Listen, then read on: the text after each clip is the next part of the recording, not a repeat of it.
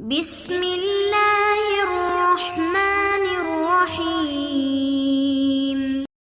معزز طلبہ کرام، آپ سب کیسے ہیں؟ آج ہم اصول الشاشی کے سبق نمبر 111 کو پڑھیں گے۔ آج کے سبق کا عنوان ہے معاملات پر چند تفریحات۔ آج کے ہمارے سبق کی عبارت وعلی ھذا سے شروع ہوتی ہے۔ آئیے سب سے پہلے عبارت پڑھ کے اس کا ترجمہ کرتے ہیں اور اس کے بعد باقاعدہ سبق کی وضاحت کی طرف بڑھتے ہیں۔ مصنف علیہ رحمہ آج کی عبارت لکھتے ہوئے فرماتے ہیں وعلی ھذا لو ادى ضيفا مکان جید فہلک عند القابض لا شیء له علی المدیون عند ابی حنیفہ۔ اور اسی بنیاد پر یہ مسئلہ بھی ہے کہ اگر کسی شخص نے عمدہ دراہم کے بدلے میں کھوٹے دراہم دے دیے، کھروں کے بدلے میں کھوٹے دے دیے، اور وہ کھوٹے قابض کے پاس، قبضہ کرنے والے کے پاس ہلاک ہو گئے، تو اب مقروض پر امام اعظم کے نزدیک کچھ بھی لازم نہیں ہوگا، لأنہ لا مثل لصفة الجودة منفردة حتی یمکن جبرها بالمثل، اس لیے کہ صفت جودت کے لیے، عمدگی کے وصف کے لیے الگ طور پر کوئی مثل نہیں ہے کہ جس کا پورا کرنا مثل کے ذریعے ممکن ہو سکے۔ جی طلبہ کرام، یہ ہمارے آج کے سبق کی عبارت تھی اور اس کا ترجمہ تھا۔ اب آئیے اس کی باقاعدہ وضاحت کی طرف بڑھتے ہیں۔ دراصل وعلی ھذا سے قبل مصنف نے ادائے قاصر کے حکم پر چند تفریعات کو پیش کیا تھا۔ اسی سلسلے کو آگے بڑھاتے ہوئے معاملات پر چند تفریعات پیش کر رہے ہیں۔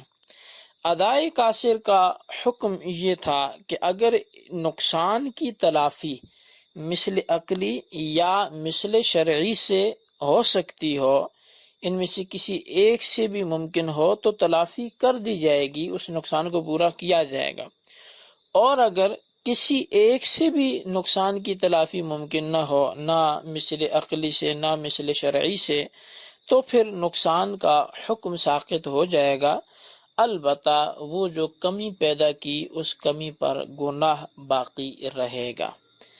اب ولو ادا ضیفاً سے مصنف نے ادائے قاصر کے حکم پر پہلا مسئلہ بیان کیا ہے۔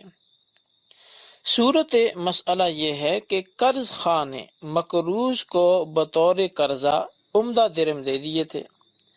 اب مقروض نے قرض خواہ کے اتنے ہی کھوٹے درہم واپس کیے، یعنی جتنے عمدہ درہم اس نے لیے تھے بدلے میں چاہیے تو یہی تھا کہ وہی عمدہ درہم دیتا، لیکن اس نے جب قرض لوٹانے کی باری آئی تو عمدہ دراہم کے بدلے میں کھوٹے دراہم اس نے واپس دے دیے، ناقص دراہم اس نے واپس دے دیے، تو پھر وہ درہم قرض خواہ سے خرچ ہو گئے یا اس سے ضائع ہو گئے۔ اب یہ جس نے قرض دیا تھا کھوٹے دراہم لے کے ان کو خرچ کر لیتا ہے یا اس سے ضائع ہو جاتے ہیں، تو اس کے بعد قرض خواہ کو معلوم ہوتا ہے کہ جو درہم مجھے دیے تھے وہ تو کھوٹے تھے۔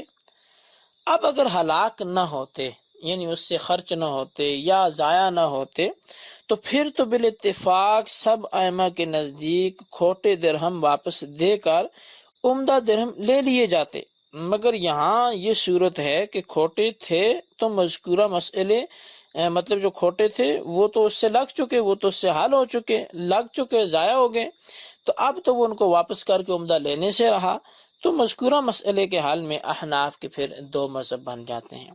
یعنی حاصل کلام یہ ہے کہ جب اس کے پاس سے وہ کھوٹے درہم لگے نہ ہوتے، کھوٹے درہم موجود ہوتے، تو پھر تو وہ اس مقروض کو واپس کرتا اور اسے کہتا کہ جی مجھے عمدہ دو، میں نے تو تمہیں عمدہ درہم دیے تھے، لیکن چونکہ اس سے کھوٹے لگ چکے ہیں، اس سے صرف ہو چکے ہیں، خرچ ہو چکے ہیں، اب ان کو تو یہ واپس کر نہیں سکتا، تو اس لیے اب کیا ہوگا، اس میں احناف کے ہاں اختلاف ہے، ایک مذہب امام اعظم ابو حنیفہ رحمۃ اللہ تعالی علیہ کا ہے اور دوسرا مذہب صاحبین کا ہے۔ صاحبین کا مذہب اور ان کی دلیل کو ساتھ ہی آپ ملاحظہ کریں۔ صاحبین کا مذہب یہ ہے کہ کھوٹے درہم ہلاک ہو جانے کے بعد قرض خواہ کسی اور سے اتنے ہی کھوٹے درہم لے کر مقروض کو واپس کر دے اور اس سے عمدہ درہم وصول کر لے، یعنی کہ مقروض سے چونکہ اس نے لینے تھے عمدہ درہم اور اس نے کھوٹے دیے اور اس سے ہلاک ہو گئے، اب یہ کھوٹے درہم کسی اور سے پکڑ لے یا اس کے پاس موجود ہوں تو وہ لے لے اور جتنے درہم مقروض سے لیے تھے اس نے اس کو لوٹا دے۔ اب جب اتنے لوٹا دیے تو چونکہ اس نے عمدہ پہلے سے دیے ہوئے تھے، اب یہ اپنے عمدہ دراہم کو اس سے مطالبہ کر سکتا ہے۔ اب صاحبین کی اس حوالے سے دلیل یہ ہے کہ قرض خواہ کا حق جس طرح مقدار سے وابستہ ہے اسی طرح وصف سے بھی وابستہ ہے، اس لیے کھوٹے درہموں کی مثل درہم واپس کر کے عمدہ وصول کر لے۔ صاحبین کا جو استدلال ہے وہ اصل میں قیاس خفی سے ہے جس کو استحسان کہا جاتا ہے۔ البتہ امام اعظم امام ابو حنیفہ رحمۃ اللہ تعالی علیہ کا مذہب وہی ہے جس کو مصنف نے بیان کیا۔ امام اعظم کے نزدیک مقروض پر قرض خواہ کی طرف سے کوئی چیز واجب نہیں ہوگی، کیونکہ نفس دراہم تو ادا کر دیے ہیں۔ جب ادائیگی پائی گئی تو اگرچہ ادائیگی قاصر ہی صحیح ہے، لیکن کھرا اور کھوٹا ہونا یہ تو اوصاف میں سے ہے، یہ وصف ہے، اور وصف کی تو کوئی قیمت نہیں ہوتی کہ ہم اس کی الگ سے کوئی قیمت لازم کر دیں۔ لہٰذا جب ادائیگی پائی گئی ہے تو اب دوبارہ سے مقروض کو اس معاملے میں تنگ نہیں کیا جا سکتا۔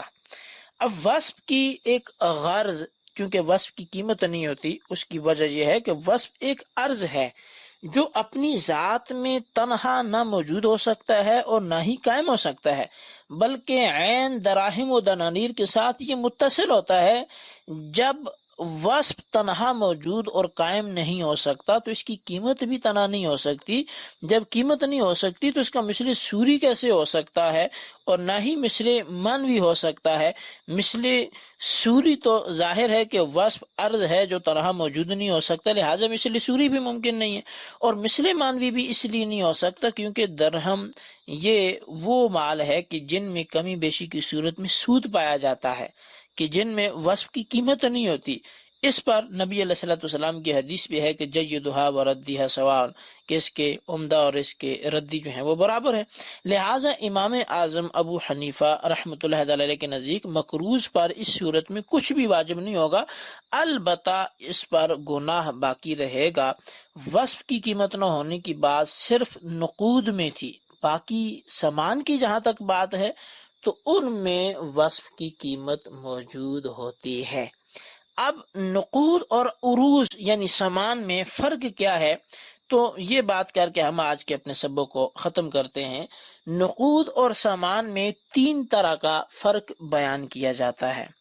نقود اور سامان میں جو پہلا فرق ہے وہ یہ ہے کہ نقود مثال کے طور پہ جیسے نقدی ہے، سونا چاندی ہے، اور نوٹوں میں یہ وصف کی قیمت نہیں ہوتی۔ مثلا 10 روپے کا نوٹ نیا ہو یا پرانا ہو، دونوں کی مالیت برابر ہے، جبکہ عروض یعنی سامان وغیرہ میں وصف کی قیمت ہوتی ہے۔ جیسا کہ کاروبار میں نئی اور پرانی اشیاء کی قیمتوں میں بالکل نمایاں فرق ہوتا ہے، اور یہ نمایاں فرق ہونا ہی اس بات کی واضح دلیل ہے۔ دوسرا فرق جو نقود اور اس میں ہے، عروض میں ہے، ساز و سامان میں ہے، وہ جو ہے کہ نقود متعین کرنے سے متعین نہیں ہوتے۔ مثال کے طور پہ 10 روپے کا نوٹ دکھا کر دکاندار کو دوسرا 10 کا نوٹ دیا جائے تو اس پر کوئی اعتراض نہیں کرتا کہ بھائی دوسرا نوٹ کیوں دیا، وہ پہلے دکھایا وہ تھا، کیونکہ جتنے کا پہلے تھا دوسری کی بھی مالیت وہی ہے۔ جبکہ عروض میں متعین کرنے سے چیز متعین ہو جاتی ہے، اب اگر اس کو چینج کر کے دے گا تو اعتراض کا حق حاصل ہوگا۔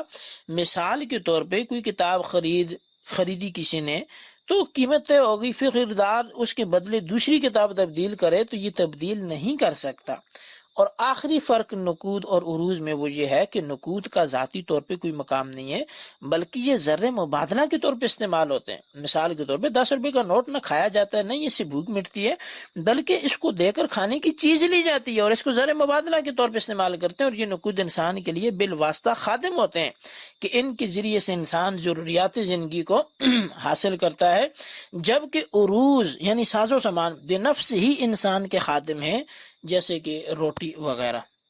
جی طلبہ کرام، یہ ہمارا آج کا سبق تھا۔